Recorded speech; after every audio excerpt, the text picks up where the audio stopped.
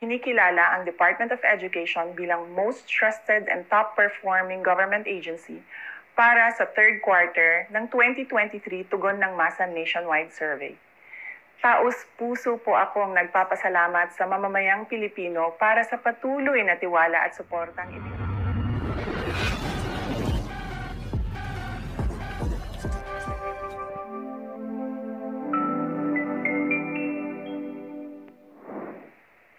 Assalamualaikum. Padayaw mayong adlaw kaninyong tanan. Magandang araw sa inyong lahat.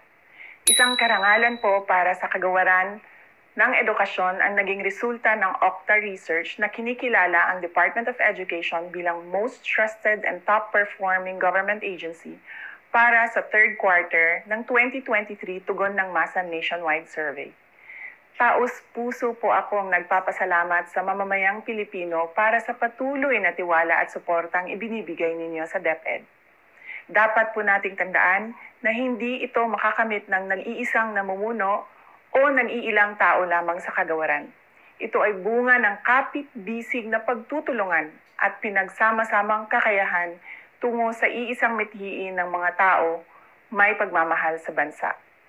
Ang pagkilala na ito ay ang pagkilala sa dedikasyon at puso sa serbisyong publiko ng ating mga guro, kawani, parent support groups, private partners at stakeholders na nagkakaisang tuparin at buuin ang pangarap ng bawat batang Pilipino. Kaya naman, nais kong magbigay pugay sa lahat ng ating mga guro, kawani at partners na palaging bukas palad na naglilingkod sa bayan. Ang pagkilala na ito ay hindi lamang sa DepEd, ang pagkilala na ito ay para sa inyo at sa matatag na kinabukasan ng ating bansa.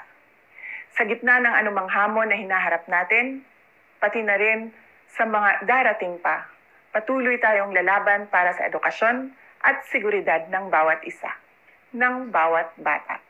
Dahil ito ang naging angkla ng tuloy-tuloy na kaunlaran sa ating pinakamamahal na Pilipinas.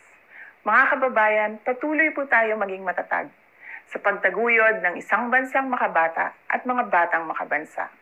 Ang lahat ng ginagawa natin ay para sa Diyos, sa bayan at sa bawat pamilyang Pilipino. Syukran.